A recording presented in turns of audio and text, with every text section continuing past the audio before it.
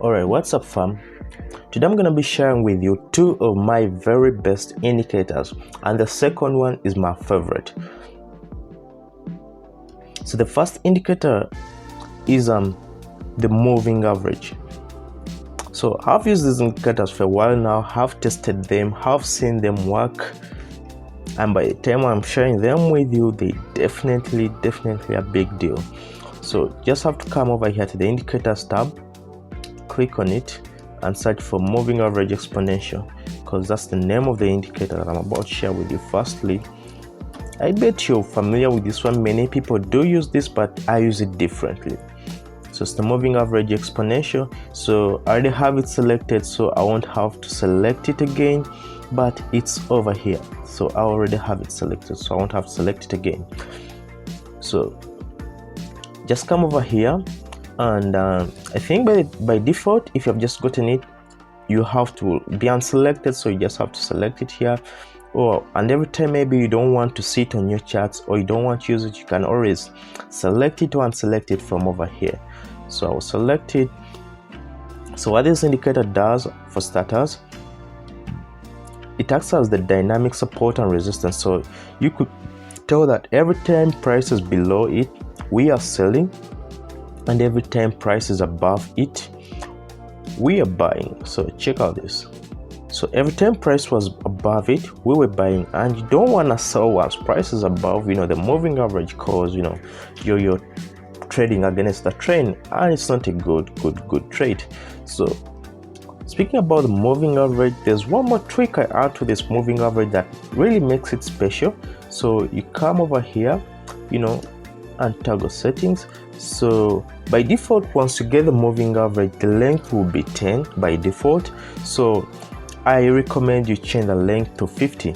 So by doing so, because mine is already at 50, so by doing so, you make the moving average very much flexible. So even if you're on the weekly time frame, you'll see that the moving average is very flexible. Every time we are above the moving average, we are buying. Every time we are below it, so check out this. Once price broke below it, it's sort of insanely. And if you go to, like, say the M5, if you're scalper, you find that even at that lower time frame, the moving average still aligns with the trend. It makes much sense, because every time we are below it, we are selling. So that's why I'm saying that once you get it, you're gonna have to change the length to 50, just so you make it flexible. So my next indicator, which is actually my favorite indicator, come over here to the indicators tab, and it's called the no gaps candle. So just search for it. So just have to search for the no gaps candle. So it's right here. So I recommend you go with this very first option, which has over 2k boosts. So these, I think, like the people that have used it or have seen this indicator. I'm not so sure about it, but by the time you watch this video, this could be 2.4 or even probably the same.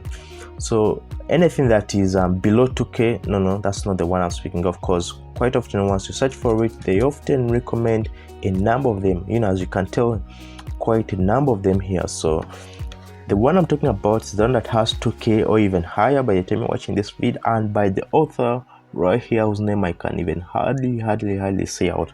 So this is the indicator I'm talking about. So you select it. Again, I won't have to select it because I have it already selected, and I will deselect it for a second or unselect it. So my charts are blank, no worries. I'll come over here to the symbols, so I'll select these. By default, this is how my charts look like, or this is how your charts will look like. They don't mind about the color of the candlesticks. Yours could be red and black. I customized mine. So you'll see that once price opened on Monday, we had a very huge gap in the market, because there was some really high impact news over the weekend. And once you're learning how to trade, quite often the charts they use to teach people how to trade are very clean charts. And once you come to the real market, these charts are a bit complicated. The head and shoulders pattern doesn't seem just like it does in the tutorials, because they use clean charts. Unlike the real charts, that are not always accurate, just like the ones they use once you're learning how to trade. So having the no gaps indicator sort of covers that gap. It it creates very clean, easily interpretable charts. So what it does, it basically fills all the gaps in the charts, and it's a game changer. I've used this for I think the longest time ever. So once I select it, you could see that there is a gap over here, but once I select it, the gap is automatically filled, and this happens all throughout my chart. So now I can hardly spot another example, since now all the gaps are definitely filled. But then it poses just one really big problem, and I'll be showing you how you can fix that in a second. So you see that we already had existing candles, and now we have added another layer of candles on top of that. So you see that these candlesticks sort of collide, and so you have weirdly shaped candlesticks at a time. For example, if I could select, you could see that if I select this, you see that there is another layer of candles underneath that, and I know it could be really frustrating and annoying. So this is how you really fix it.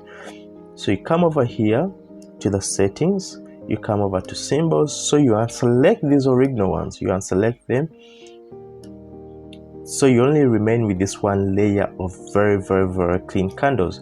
And this is a game changer, because now it's very much easier to interpret the candles, and it's very much easier to spot a very good potential trade. So those are the two major indicators, and probably the only indicators I ever use to take trades. So of course, this is not a trading strategy. You can't enter trade just basing off the two indicators I've shared with you. For example, I've taken a few trades in the past, so you could see that I took a very good swing over here. It was a sell, caught over 200 pips, caught a similar one up here, took a few losses here in between, but you can tell I was right about the direction. It's just the market volatility that got me out. So obviously you just have to embed these indicators into your strategy, and that's when they work best, but you don't rely on these indicators to take trades. And with that said, subscribe, and if you're interested and you want a more in-depth video showing you my exact trading strategy and how I was able to integrate these two indicators into it, just have to comment interested, and I'll make a full in-depth video just on that alone. So with that all said, subscribe and peace.